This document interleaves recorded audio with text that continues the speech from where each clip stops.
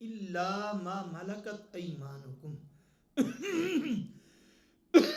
مگر فرمایا کافروں کی وہ عورتیں تمہارے لیے جائز ہیں جن کے تم مالک بن جاؤ، جن کے تم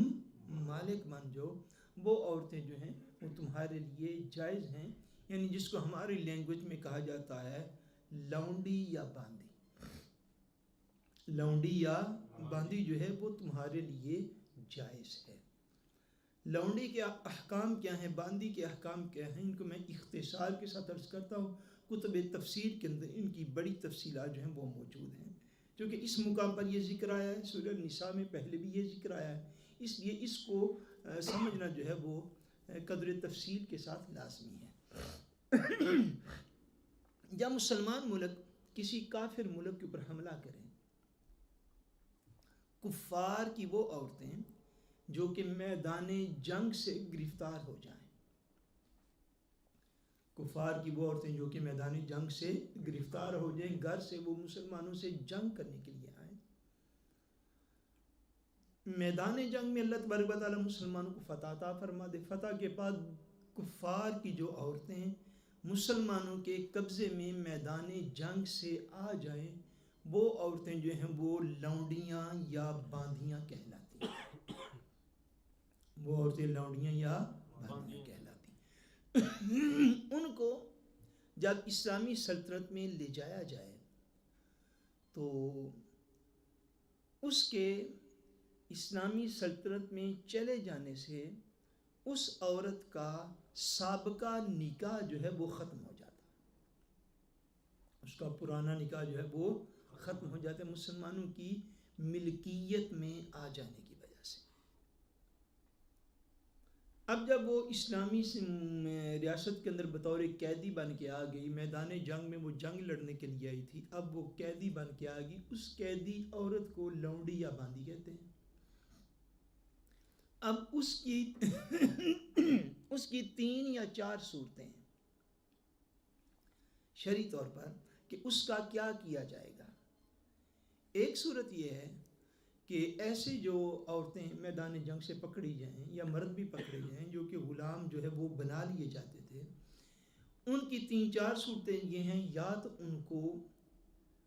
احسان کر کے اسلامی سلطنت رہا کر دیں، یا ان کے اوپر احسان کر کے اسلامی سلطنت انہیں رہا کر دے۔ دوسری صورت یہ ہے کہ اگر رہا نہیں کرتی اسلامی سلطنت، یعنی حالات و واقعات کے اوپر یہ ساری صورتیں جو ہیں وہ ڈیپینڈ کرتی ہیں کہ حالات کس قسم کے ہیں، یا ایسے کیا جائے کہ ان کو جو ہے اگر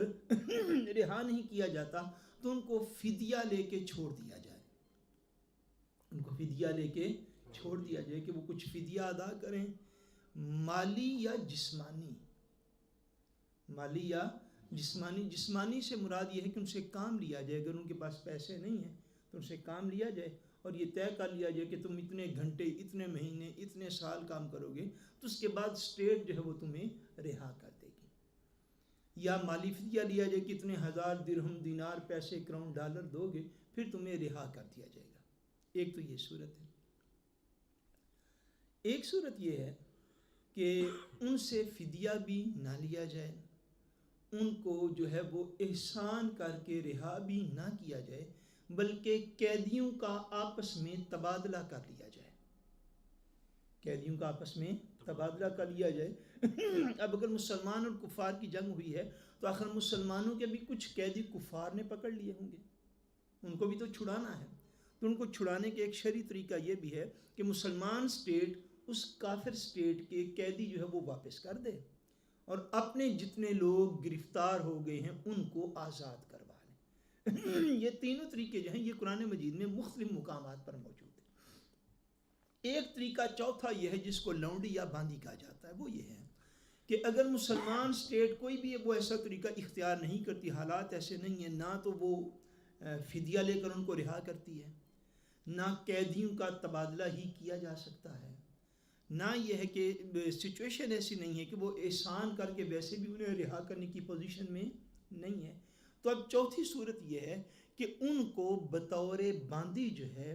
وہ اسی لشکر کو، جس لشکر کے سپاہی میدان جنگ میں لڑے تھے، وہ مسلمان مجاہدین میں وہ عورتیں جو ہیں وہ بطور قیدی کے کسی نہ کسی مجاہد کے سپرد کر دی جائیں، کسی نہ کسی مجاہد کے سپرد کر دی جائیں۔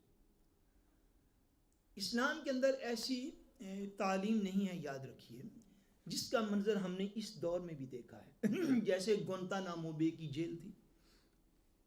کہ دشمن کے اگر قیدی پکڑ لیے جائیں تو ان کے اوپر ایسا تشدد کیا جائے، ایسا تشدد کیا جائے کہ زمین و آسمان بھی اس سے کانپ اٹھیں۔ اسلام کے اندر ایسے تشدد کی اجازت نہیں، ایسے تشدد کی جسمانی طور پر، فزیکلی طور پر دشمن ملک کے کافر قیدی کو بھی فزیکلی طور پر نقصان پہنچانے کی اجازت نہیں ہے، کوئی ایسا کنسپٹ ہی موجود نہیں۔ وہ میدان جنگ میں آیا، کافر ملک جنگ ہار گیا، اب اس میں سے قیدی پکڑ لیے گئے، وہ مرد تھے تو وہ بھی قیدی ہوئے، عورتیں تھیں تو وہ بھی قیدی ہو گئیں،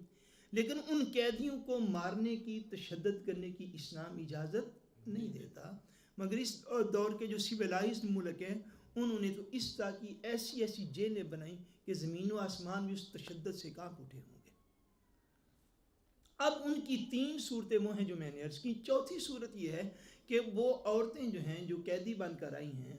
اب اسلامی سلطنت میں آنے سے ان کا پچھلا نکاح جو ہے وہ ٹوٹ چکا ہوا ہے۔ اب ان کو آباد کیسے کرنا ہے کہ ایک ایک مجاہد کو اسلامی سلطنت جو ہے وہ ایک ایک عورت اس کے حوالے کر دیں۔ وہ اس کے کھانے پینے کا دھیان رکھے گا،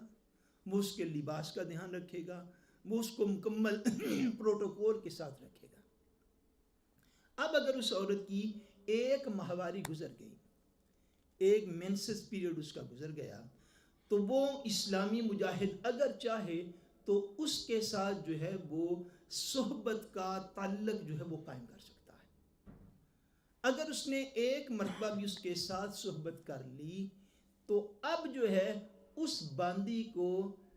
جس طرح بیچا جاتا تھا پہلے، اب اس کو بیچنے کی بھی شرعی طور پر اجازت نہیں رہے گی اس بندے کے لیے۔ اب وہ اس کے پاس ہمیشہ رہے گی، تا عدم مرگ رہے گی، اور اگر اس سے اللہ تبارک و تعالیٰ اس بندے کو اولاد عطا فرمائے تو وہ جو باندی کی اولاد ہوگی وہ بھی شرعی طور پر اپنے باپ کی وارث ہوگی۔ جیسے اس کی بیوی سے جو اولاد تھی وہ وارث ہوگی، ایسے ہی جو باندی سے اس کی اولاد ہوگی وہ بھی شرعی طور پر اس کی وارث ہوگی۔ یہ موٹے موٹے احکام ہیں۔ ان کو چونکہ اب دنیا کے اندر بحمد اللہ تعالیٰ اسلام کی ہی کوششوں سے لونڈیوں اور باندیوں کا رواج ختم ہو گیا ہے، لیکن یہ احکام تو قرآن مجید کے اندر موجود ہیں۔ اس لیے میں نے یہ ارادہ کیا کہ موٹے موٹے احکام ہیں وہ اس مقام پر سمجھ لیے جائیں۔ فرمایا اوپر ساری گزشتہ 3 آیات کے اندر جن جن عورتوں کا ذکر ہوا ہے وہ تم پر حرام ہیں، الا ما ملکت ایمانکم، ہاں کافروں کی جن عورتوں کے تم مالک بن جاؤ وہ تمہارے لیے جائز ہیں۔